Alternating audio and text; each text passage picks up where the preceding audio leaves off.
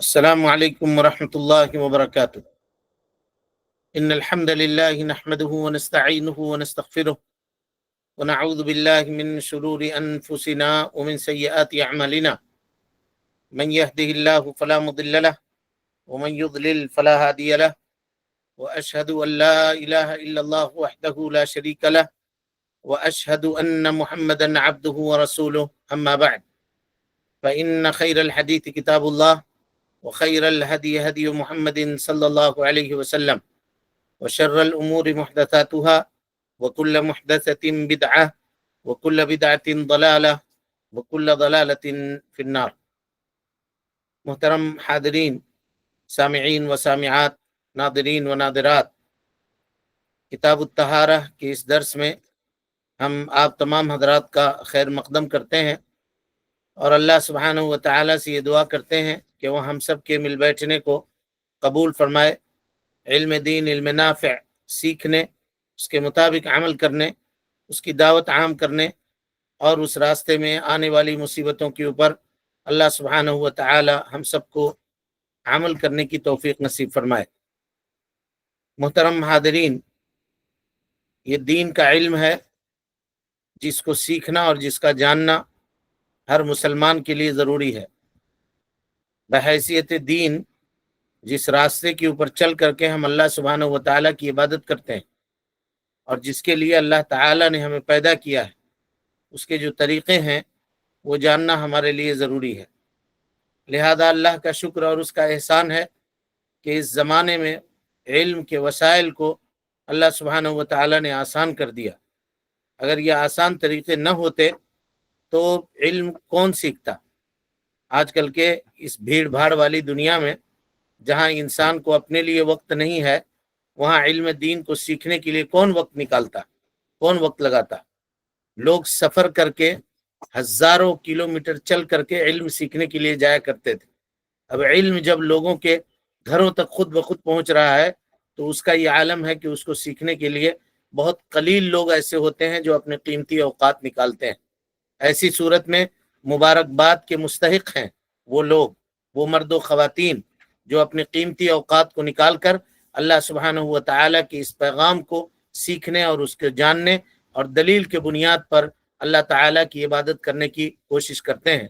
اللہ تعالیٰ ان کے جذبے کو قائم و دائم رکھے اور دنیا اور آخرت میں بہترین بدلہ ان کو عطا فرمائے، اور اللہ سبحانہ و تعالیٰ توحید کے اوپر عمل کرنے کی توفیق ہم سب کو نصیب فرمائے۔ محترم حاضرین، حمام میں داخل ہونے اور وہاں غسل ہونے کے سلسلے میں، وہاں غسل کرنے کے سلسلے میں گفتگو آپ لوگوں کے سامنے چل رہی تھی۔ عورتوں کے لیے، خواتین کے لیے داخل ہونا ناجائز ہے، اور اس کی دو علت کل کے درس میں ہم نے آپ کے سامنے رکھی تھی۔ پہلی علت یہ ہے کہ خاتون اگر حمام میں جاتی ہے تو وہاں وہ اپنے کپڑے کو اتارے گی، اور اس کی ممانعت ہے، شریعت نے ممانعت کیا کہ وہ شوہر کے گھر کے علاوہ اپنے کپڑے کو نہ اتارے۔ اللہ کے ام المومنین حضرت عائشہ صدیقہ رضی اللہ عنہا کی روایت کل کے درس میں پیش کی جا چکی تھی۔ ما من امرأة تضع ثيابها في غیر بیت زوجها الا ہتکت الستر بینها وبین ربها۔ وہ خاتون جو اپنے شوہر کے گھر کے علاوہ کہیں اپنے کپڑے کو اتارتی ہے، اس نے اپنے اور اپنے رب کے درمیان کے پردے کو چاک کر دیا، اللہ اور اس کے درمیان اس نے معاملے کو پامال کر دیا۔ یہ پہلی علت ہوئی۔ اور دوسری علت یہ ہے کہ یہ وہ جگہیں ہیں جہاں کشف عورہ ہوا کرتا ہے، ایسی چیزوں کے اوپر لوگوں کی نگاہیں پڑتی ہیں جہاں نگاہ نہیں پڑنی چاہیے، اور یہ فساد ہے، شر ہے۔ اس سے اپنے آپ کو بچانے کے لیے انسان کو کوشش کرنی چاہیے، اور اس طرح کے مقامات پہ انسان اپنی سطر کے اوپر سستی کرتا ہے اس کو ڈھکنے میں، خاص طور پہ ان جگہوں کے اوپر۔ لہذا اگر تساہل ہو، سستی ہو، تو یہ فساد کو جنم دینے والی چیز ہے اور فتنہ اور فساد کو ابھارنے والی چیز ہے، خاص طور پہ ایسے زمانے میں جہاں فتنوں کی چنگاری ہر طرف سلگ رہی ہو اور ہر کسی کی عزت و آبرو محفوظ نہ ہو۔ لہذا ایسے وقت میں اور خصوصی انسان کو رعایت کرنا چاہیے اور مزید احتیاط کرنی چاہیے۔ اللہ سبحانہ و تعالی ہم سب کو احتیاط کرنے اور شریعت کے مطابق عمل کرنے کی توفیق نصیب فرمائے۔ رہی بات مرد کے لیے، کیا وہ حمام میں جا کر کے غسل کر سکتا ہے نہیں کر سکتا ہے، تو اس میں بھی تفصیل ہے، علماء نے اس کی کچھ حالتیں بیان کی ہیں، تقریباً 3 حالات ہیں، سرسری طور پر اس کو بھی سمجھ لیتے ہیں۔ پہلی حالت یہ ہے کہ اس کے لیے حرام ہے کہ وہ حمام میں جا کر کے غسل کرے، کیوں؟ کہا وہاں یہی ہے معاملہ کہ سطر کھلے گا، اور اگر وہ سطر اپنا ڈھکا ہوا ہے تو دوسرے بے سطر ہو کر کے اگر غسل کرنا ہے تو اس کے اوپر نگاہ اس کی جائے گی۔ دونوں صورتوں میں یہ حرام ہے، دونوں صورتوں میں یہ حرام ہے۔ اور عام طور پر یہ چیزیں ایسی ہوتی ہیں کہ عورات مغلظہ کی بھی حفاظت لوگ ایسی جگہوں کے اوپر نہیں کرتے ہیں، لہذا حرام ہے۔ اگر کسی کو پتا ہے کہ یہ حمام جہاں غسل لوگ بے سطر ہو کر کے کرتے ہیں، اگر ہم سطر کے اوپر پردہ رکھیں گے لیکن دوسرے جو ہیں وہ بے سطر ہوتے ہیں، دوسروں کے سطر کے اوپر نگاہ پڑے گی، تو مرد کے لیے ایسے حمام میں جانا حرام ہے، ناجائز ہے۔ دلیل اس کی کیا ہے؟ اللہ کے نبی صلی اللہ علیہ وسلم نے فرمایا من کان یؤمن باللہ والیوم الاخر، جو اللہ کے اوپر اور یوم آخرت کے اوپر ایمان رکھتا ہے، فلا يدخل الحمام، وہ حمام میں داخل نہ ہو الا بمئزر، مگر یہ کہ مئزر کے ساتھ۔ مئزر کہتے ہیں ناف سے لے کر کے گھٹنے تک چھپانے والا جو کپڑا ہوتا ہے اس کو مئزر کہتے ہیں۔ تو کہا کہ مئزر اتنا حصہ اس کا چھپا ہوا ہونا چاہیے تب وہ حمام میں جائے۔ فقہا کہتے ہیں کہ اب اگر کوئی آدمی حمام میں جاتا ہے اپنے سطر کو وہ چھپائے ہوا ہے لیکن دوسرا اس کا خیال نہیں رکھ رہے ہیں تو ایسی جگہ پر جانا اس کے لیے حرام ہے، نہیں جا سکتا۔ یہ پہلی حالت ہوئی۔ دوسری حالت ہے، کہا کہ مرد کے لیے حمام میں جانا مکروہ ہے۔ کہا کب مکروہ ہے؟ کہا اس وقت مکروہ ہے کہ جب اسے معلوم تو نہیں ہے لیکن اس کو گمان ہو کہ یہاں کے لوگ ایسے ہیں، ماحول ایسا ہے، حالات ایسے ہیں کہ لوگ اس کا خیال نہ رکھتے ہوں گے، تو اس کا داخل ہونا حمام میں مکروہ ہے۔ دلیل اس کی کیا ہے؟ ابن ابی شیبہ نے صحیح سند سے روایت نقل کی ہے، حضرت علی رضی اللہ تعالی عنہ راوی حدیث ہیں، کہتے ہیں بئس البیت الحمام، سب سے برا گھر حمام ہے۔ اسی طرح سے حضرت علی رضی اللہ تعالی عنہ سے ابن ابی شیبہ نے اور حضرت عبداللہ ابن عمر رضی اللہ عنہ سے ایک روایت نقل کی ہے، کہتے ہیں کہ اللہ کے نبی صلی اللہ علیہ وسلم نے انہو نہا عن دخول الحمام، حمام میں داخل ہونے سے منع کیا، اور کہتے ہیں فقہا کہ هذا يحمل على الکراہہ، اس کو کراہت کے اوپر محمول کریں گے۔ اور کب؟ جب انسان کو اس بات کا خطرہ ہو کہ وہاں وہ بے ستر ہوگا یا بے ستر ہوئے لوگوں کے اوپر اس کی نگاہ پڑے گی، تو ایسی صورت میں اس کو اندیشہ ہو۔ اگر علم ہو، یقین ہو تو جانا حرام ہے، اندیشہ ہے، خدشہ ہے کہ ایسا ہو سکتا ہے تو کہتے ہیں جانا مکروہ ہے۔ یہ دوسری حالت ہوئی۔ تیسری حالت یہ ہے کہ وہاں جانا اس کا مکروہ نہیں ہے، مباح ہے کہ وہ آدمی داخل ہو جا سکتا ہے، مباح ہے۔ کہا کب؟ جب اس کو پورے طور پہ یقین ہو کہ جس جگہ پہ جس حمام میں وہ جا رہا ہے وہاں لوگ بے ستر نہیں ہوتے ہیں، یعنی بستی والوں کی کیفیت سے، شہر والوں کی حالت سے اسے اس بات کا اندازہ ہے کہ یہاں اس طرح کے معاملات نہ ہوتے ہوں گے، لوگ سطر کے ساتھ اور سطر پوشی کے ساتھ غسل کرتے ہوں تو وہاں وہ جا سکتا ہے۔ حضرت ابو ہریرہ رضی اللہ عنہ کہتے ہیں کہ حضرت ابو ہریرہ کہا کرتے تھے، یہ ان کا قول ہے، اثر ہے ان کا، نعم البیت الحمام، سب سے بہتر یا بہتر گھر حمام ہے۔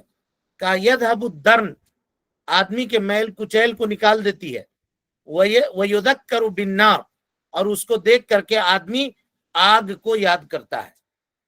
وسخ، اور میل کچیل اس کے جسم سے ظاہر ہے، جب آدمی غسل کرے گا اور خاص طور پہ گرم پانی سے غسل کرے گا تو اس کے جسم سے میل کچیل نکل جائیں گے، اور گرم پانی سے نہائے گا تو یہ جہنم کے آگ کے حصوں میں سے ایک حصہ ہوگا والعیاذ باللہ، تو اس کو دیکھ کر کے جہنم کی گرمی اس کو یاد آئے گی۔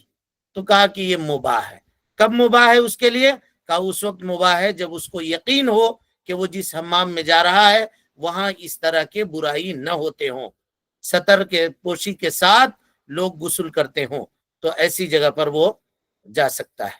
یہ 3 حالات تھی، اس کا تذکرہ ہم نے آپ کے سامنے کر دیا۔ امید کہ یہ مسائل آپ سمجھ گئے ہوں گے۔ حمام سے مراد عام حمام نہیں ہے جہاں آدمی غسل کرتا ہے، ہم کل بھی بتا چکے ہیں، یہ اجتماعی حمامات بنائے جاتے تھے اس زمانے میں، جہاں لوگ جا کر کے غسل کرتے تھے، گرم پانی کا انتظام وہاں ہوا کرتا تھا۔ بہرحال قبل اس کے کہ ہم مستحب غسل کا تذکرہ آپ کے سامنے کریں، دو اہم باتیں آپ کے سامنے ذکر کر دینا چاہتے ہیں۔ پہلی بات یہ ہے کہ کیا غسل کے صفات میں کوئی فرق ہے؟ یعنی اگر کوئی خاتون حیض و نفاس کا غسل کرنا چاہ رہی ہے یا کوئی جنابت کا غسل کرنا چاہ رہی ہے، تو ایسی صورت میں کیا ان دو طرح کے غسل کے درمیان کچھ فرق ہے یا نہیں ہے؟ اور اگر وہ فرق ہے تو کیا ہے؟ اختصار کے ساتھ ہم اس کا ذکر آپ کے سامنے کر رہے ہیں، آپ ذرا غور سے اس مسئلے کو دیکھیے۔ راجع مسئلہ ہم آپ کے سامنے بتا چکے ہیں کہ خاتون چاہے حیض و نفاس کا غسل کر رہی ہو یا جنابت کا غسل کر رہی ہو، علماء کے صحیح قول کے مطابق اس کو چوٹی کھولنے کی ضرورت نہیں ہے۔ اگر سر پہ وہ چوٹی باندھی ہوئی ہے تو اس کو کھولنے کی ضرورت نہیں ہے۔ حنابلہ کے نزدیک وہ حیض اور نفاس کے غسل میں چوٹی کھولے گی اور غسل جنابت میں نہیں کھولے گی، یہ فرق کرتے ہیں حنابلہ۔ لیکن صحیح قول جو دلائل کی روشنی میں جو بات زیادہ صحیح ہے وہ ہم نے آپ کے سامنے بیان کیا تھا کہ کسی بھی غسل میں خاتون کو اس کی چوٹی کھولنے کی ضرورت نہیں ہے، وہ اپنے بال کے جڑوں تک اور چمڑے تک پانی پہنچا دے اور اس کو گیلا کر دے اور چمڑے سے لگے ہوئے جو بال کے حصے ہیں اس کو بھگا دے، اس کا معاملہ ہو جائے گا، غسل اس کا ہو جائے گا۔ لیکن یہاں پر فرق ہے دونوں غسل میں۔ کیا فرق ہے؟ دیکھیے کہ اگر حیض و نفاس کا غسل ہے تو شرعی طور پر مستحب ہے خاتون کے لیے کہ وہ غسل بیری کے پتے اور پانی کے ذریعے کیا جائے، یا نہیں تو بیری کے پتے کے قائم مقام جو چیز ہو، جیسے آج کل کے زمانے میں صابن ہے، شیمپو وغیرہ ہے، اس طرح کی چیزیں ہیں، اس کو وہ استعمال کر سکتی ہے۔ یہ کیا ہے؟ مستحب ہے اس کے لیے، بخلاف غسل جنابت کے کہ وہاں ان چیزوں کا استعمال کرنا مستحب نہیں ہے۔ ان چیزوں کا استعمال کرنا یعنی صابن وغیرہ کا استعمال کرنا یہ مستحب نہیں ہے۔ یعنی اگر کوئی خاتون حیض و نفاس کا غسل کر رہی ہے تو اس کے لیے مستحب ہے کہ وہ بیری کے پتے استعمال کرے، اور اگر وہ دستیاب نہیں ہے یا اس کو چھوڑ کر کے اگر وہ آج کل کے زمانے میں صفائی اور ستھرائی صفائی اور ستھرائی اختیار کرنے کی جو چیزیں، صابن اور اس طرح کی چیزیں جو ملتی ہیں، اگر اس کو وہ استعمال کرتی ہے تو مستحب ہے۔ رہی بات غسل جنابت کی تو وہاں مستحب نہیں ہے، اگر صرف پانی ڈال کر کے اپنے جسم پر وہ غسل کرتی ہے تو اس کا غسل ہو جائے گا۔ ہم یہ نہیں کہہ رہے ہیں کہ استعمال کرنا ممنوع ہے، بات استحباب کی چل رہی ہے، تو یہاں پہ مستحب نہیں ہے۔ ہم نے بتلایا تھا کہ مستحب حکم شرعی ہے اور حکم شرعی کے لیے دلیل ہونا چاہیے، حکم شرعی کے لیے دلیل ہونا چاہیے، اور ان دو غسلوں میں ہم نے کہا کہ وہاں مستحب ہے تو اس کے لیے دلیل کیا ہے؟ دلیل یہ ہے کہ اسما بنت شکل نے جب اللہ کے نبی صلی اللہ علیہ وسلم سے غسل حیض کے متعلق سوال کیا تو آپ صلی اللہ علیہ وسلم نے فرمایا، اختصار کے ساتھ حدیث کو بتا رہا ہوں آپ کے سامنے، کہا کہ تأخذ احداکن ماءها وسدرتها، کہا تم میں سے کوئی پانی لے اور بیری کے پتے لے، یعنی پانی اور بیری کے پتوں کی جانب استعمال کرنے کی جانب اللہ کے نبی صلی اللہ علیہ وسلم نے اسما بنت شکل کی رہنمائی کی، جنہوں نے غسل جنابت کے متعلق سوال کیا تھا، غسل حیض و نفاس کے متعلق سوال کیا تھا۔ پھر انہوں نے جب جنابت کے غسل کے متعلق سوال کیا تو اللہ کے نبی صلی اللہ علیہ وسلم نے کہا تأخذ ماء، صرف پانی لے۔ یہاں پہ صدر یعنی بیری کے پتوں کا تذکرہ نہیں ہے، حدیث صحیح مسلم میں موجود ہے، صحیح مسلم میں یہ حدیث موجود ہے۔ تو اللہ کے نبی جناب محمد رسول اللہ صلی اللہ علیہ وسلم نے حیض کے غسل میں اور جنابت کے غسل میں فرق کیا اور بتلایا دونوں کے معاملہ، یہ پہلا فرق ہوا۔ دوسرا فرق اس سلسلے میں یہ ہے کہ خاتون کے لیے مستحب ہے کہ وہ حیض و نفاس کے غسل میں کپڑے کا ایک قطعہ لے یا روئی کا ایک قطعہ لے، قطعہ من ٹکڑا، اور جس میں مسک وغیرہ یا کوئی خوشبو اس طرح کی ہو اس کو لگائے، اور اس سے آثار دم کا تتبع کرے، آثار دم کا تتبع کرے۔ حضرت اسما بنت شکل نے جب اللہ کے نبی صلی اللہ علیہ وسلم سے پوچھا غسل حید کا طریقہ، تو آپ نے کہا ثم تأخذ فرصة ممسكة فتطہر بها، کا پھر اس کے بعد روئی وغیرہ کا مسک سے معطر کوئی ٹکڑا لو اور اس سے پاکی حاصل کرو۔ انہوں نے پوچھا اللہ کے نبی صلی اللہ علیہ وسلم کیسے پاکی حاصل کریں؟ آپ نے کہا سبحان اللہ، پاکی حاصل کرو۔ پھر اس نے پوچھا کیسے پاکی حاصل کریں؟ اتنے میں اللہ کے نبی صلی اللہ علیہ وسلم کو حیا آ گئی اور حیا کے آثار آپ صلی اللہ علیہ وسلم کے شکل سے ظاہر ہوئے۔ اتنے میں ام المومنین حضرت عائشہ صدیقہ رضی اللہ عنہا نے اس خاتون کا ہاتھ پکڑا اور اس کو کھینچ کر کے وہ اپنے جانب لے گئیں اور کہا تتبعی بہا اثر الدم، خون کے اثر کا تتبع کرو، یعنی ان مقامات پر اس کی اس چیز سے، یعنی اس کپڑے سے اس کی صفائی کرو۔ ام المومنین نے اللہ کی اس خاتون کا جس کے پاس یہ سوال آیا تھا، جو وہ سوال لے کر کے آئی تھی اللہ کے نبی صلی اللہ علیہ وسلم کے پاس، ام المومنین نے ان کے پاس جا کر کے یہ وضاحت کر دی۔ اب دوسری چیز یہ ہے، یہاں دوسرا وقفہ یہ ہے کہ ایک غسل ہے جس کو کہتے ہیں مجزی اور ایک غسل کہتے ہیں غسل کامل۔ دو طرح کی غسل ہے، کل ہم نے کہا تھا کہ اس کا بھی ہم تذکرہ آپ کے سامنے کریں گے، غسل مجزی اور غسل کامل۔ غسل کامل کس کو کہتے ہیں، غسل مجزی کس کو کہتے ہیں، ان دونوں کے فرق کو ذرا غور سے سمجھیے، کیا فرق ہے دونوں کے اندر۔ علماء نے غسل مجزی اور غسل کامل دونوں کے درمیان فرق بیان کیے ہیں۔ غسل مجزی یہ ہے جس سے انسان کا ذمہ بری ہو جاتا ہے اور شریعت کا مقصود حاصل ہو جاتا ہے، اس کو کہتے ہیں غسل مجزی، یعنی کافی ہو گیا غسل اس کے لیے۔ یہ غسل مجزی کا طریقہ کیا ہے کہ آدمی نیت کرے، غسل جنابت کی نیت کرے، اور اگر خاتون ہے تو جنابت ہے تو جنابت کی نیت کرے گی، حید و نفاس ہے تو اس کی نیت کرے گی۔ حنابلہ کے نزدیک بسم اللہ کہے گی، اور ہم نے یہ کہا تھا کہ غسل میں بسم اللہ کہنے کے سلسلے میں جو دلائل ہیں، وجوب کی دلیل کے محل نظر ہے۔ مستحب زیادہ سے زیادہ کہہ سکتے ہیں کہ بسم اللہ کہنا مستحب ہے، وضو کے علاوہ۔ وضو میں وہاں حدیث ہے، غسل میں حدیث واضح نہیں ہے، لہذا مستحب ہے کہ غسل سے پہلے آدمی وضو کر لے، غسل سے پہلے بسم اللہ کہہ لے، اور اگر وضو کر رہا ہے تو ظاہر ہے غسل سے پہلے اگر وضو کر رہا ہے تو بسم اللہ کہے گا، لیکن یہاں ہم غسل مجزی کے تعلق سے گفتگو کر رہے ہیں۔ صحیح بات یہ ہے کہ وہ نیت کرے گا۔ اب نیت کرنے کے بعد کیا اس کے لیے واجب ہے کہ جو نجاست اس کے جسم کے اوپر لگی ہوئی ہے اس کو وہ دھوئے؟ اگر وہ غسل جنابت کر رہا ہے تو کیا غسل مجزی میں اس کا دھونا ضروری ہے یا غسل کامل میں اس کا دھوئے گا؟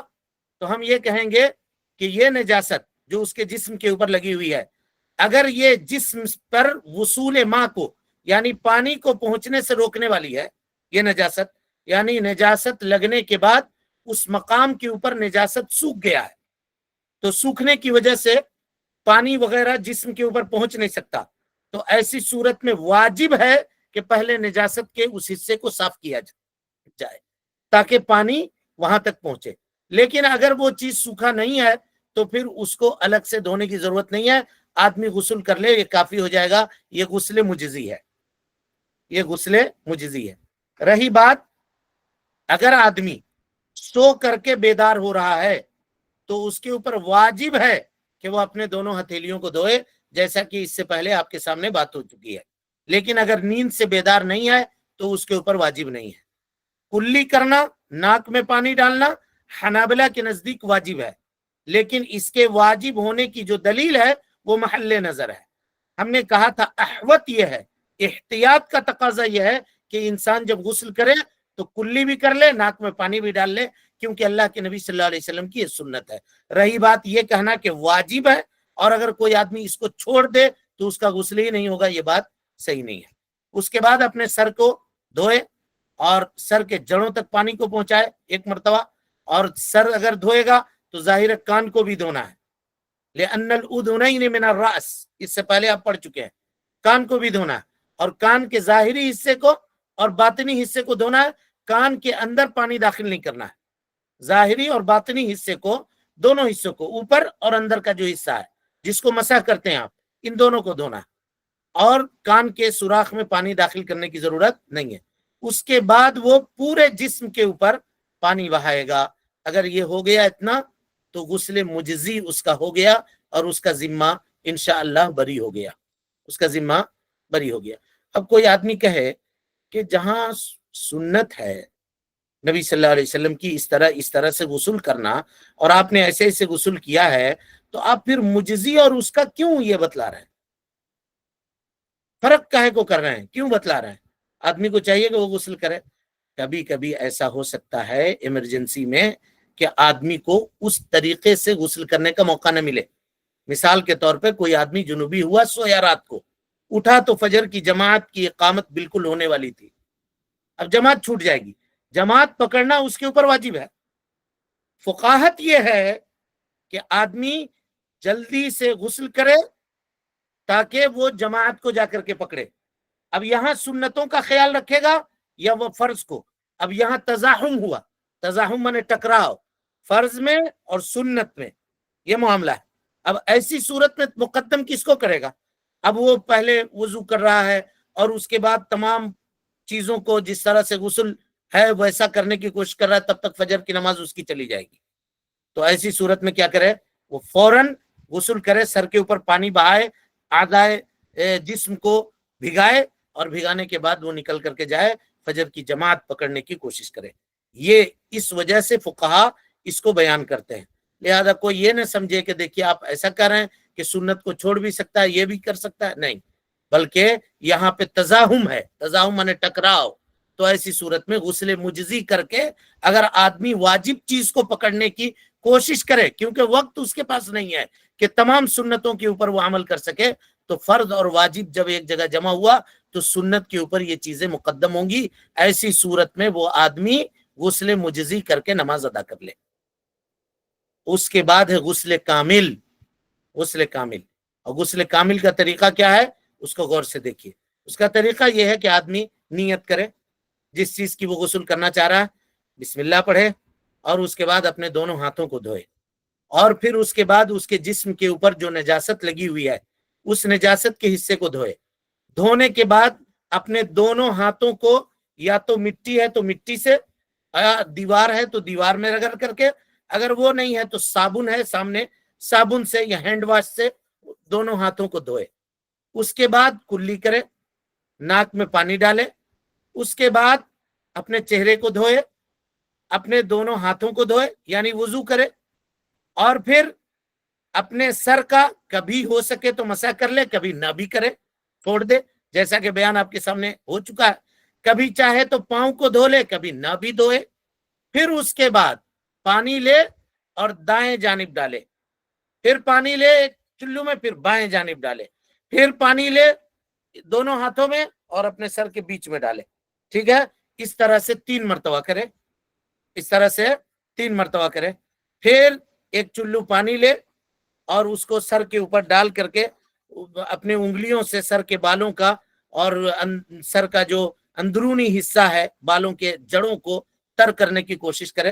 پھر اس کے بعد داہنے بازو کو دھوئے، پھر اس کے بعد بائیں بازو کو دھوئے، یعنی داہنے حصے کو، اس کے بعد بائیں حصے کو دھوئے۔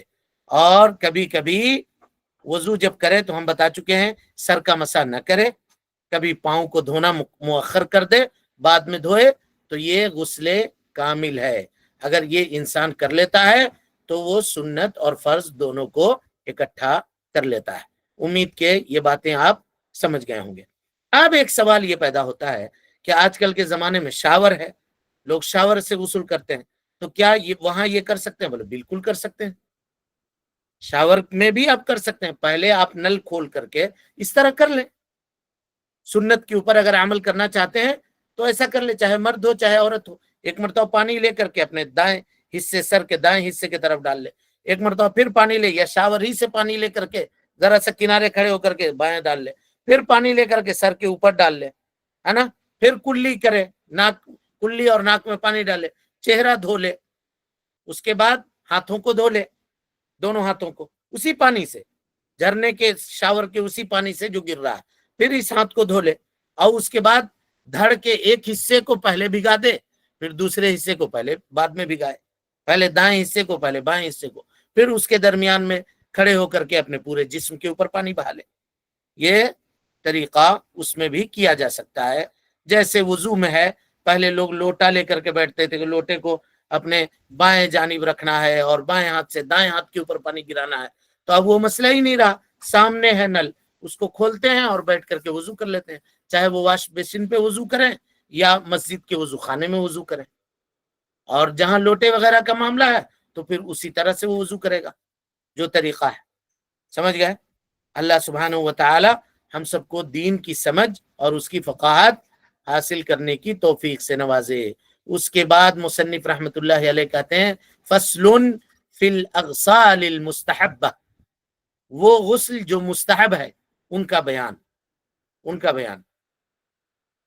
غسل شریعت کے اندر اس کے جو اقسام ہیں اس حیثیت سے فقہا اس کو 3 قسموں میں تقسیم کرتے ہیں بنیادی طور پر۔ پہلی قسم وہ غسل کا یعنی وہ غسل ہے جس کے ذریعے سے آدمی رفع حدث کرتا ہے، اپنے سے حدث کو دور کرتا ہے، جیسے جنابت، حیض و نفاس، ہے نا، اس کو کہتے ہیں غسل واجب۔ شرعی طور پر یہ غسل جو ہے واجب ہے۔ غسل کا دوسرا حصہ یا دوسری قسم آپ کہہ لیں غسل تعبدی، اس کو کہتے ہیں غسل تعبدی، جس کے ذریعے سے عبادت مقصود ہے، یعنی اللہ سبحانہ و تعالیٰ کی عبادت کرنا، یعنی اللہ نے اس کا حکم دے دیا ہے، عبادت ہے اس کا کرنا، اور وہ کیا ہے؟ میت کو غسل دینا، عبادت ہے اور یہ واجب ہے۔ یہ غسل بھی واجب ہے، میت کو بھی غسل دیا جائے گا، الا یہ کہ کوئی معاملہ ہو اس طرح سے ہو کہ باڈی اس کی پوری جل چکی ہو، غسل دینا ممکن ہی نہیں ہو، تو ایسی صورت میں فقہا کہتے ہیں کہ اگر کوئی صورت نکل ہی نہیں رہی ہے تو تیمم کرائے گا۔ اچھا، کہا کہ انتقال ہونے کے بعد 5 دن 10 دن 8 دن ہو گیا ہے، جہاں چھوا جائے جسم گل رہا ہے، ٹوٹ رہا ہے، وہاں سے نکل رہا ہے، تو ایسی صورت میں کہتے ہیں اس کو تیمم کرائے، کیونکہ پانی ڈالیں گے بدن میں گوشت بہ کر کے نکلنا شروع ہو جائے گا اس کے جسم سے۔ تو جس طرح سے زندگی میں اس کی حرمت ہے، مرنے کے بعد بھی اس کی حرمت ہے، کوئی چیز کو، کسی حصے کو، کسی چمڑے کو نوچ کر کے الگ نہیں کیا جائے گا اس کے جسم سے، ہے نا۔ اسی طرح سے پوسٹ مارٹم وغیرہ ہوا ہے تو اس کے بعد اگر سلائی وغیرہ کر دی ہے ان لوگوں نے ٹھیک ٹھاک سے اور اس کے اوپر پٹیاں بندھی ہوئی ہیں تو ٹھیک ہے، وہ پٹیوں کو بندھے رہنے دے، اور ویسے ہی اس کے اوپر غسل کر دے، اور جبیرہ کا حکم ہوگا اس کے اوپر مسح کر دے، ہے نا۔ جب ہم لوگ جنازہ پڑھیں گے تو انشاءاللہ جنازے میں اور غسل جنازہ کے سلسلے میں جب بات ہوگی تو وہاں بڑی تفصیل سے ان چیزوں کے سلسلے میں ہم آپ کو بتلائیں گے۔ تو یہ بتلا رہے تھے کہ غسل واجب کی ایک شکل یہ ہے جس کو غسل تعبدی کہتے ہیں، اور تیسری چیز ہے ایسا غسل یا تیسری قسم ان اغسال کی ہے جس میں آدمی نظافت چاہتا ہے، نظافت، صفائی، اور اس کی 2 قسم ہے۔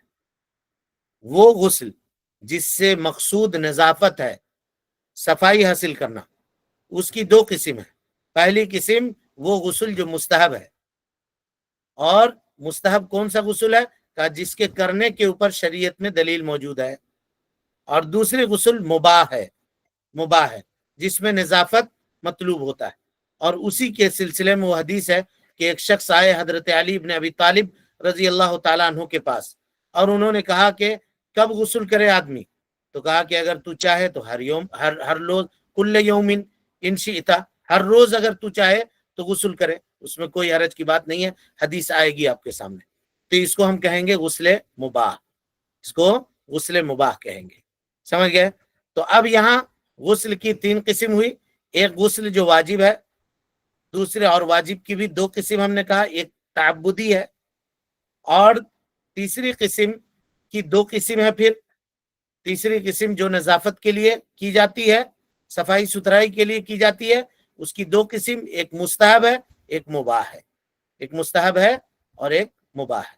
مصنف رحمت اللہ علیہ کہتے ہیں کہ وہ غسل جو مستحب ہے وہ 16 ہیں، وہی 16، کتنے ہیں؟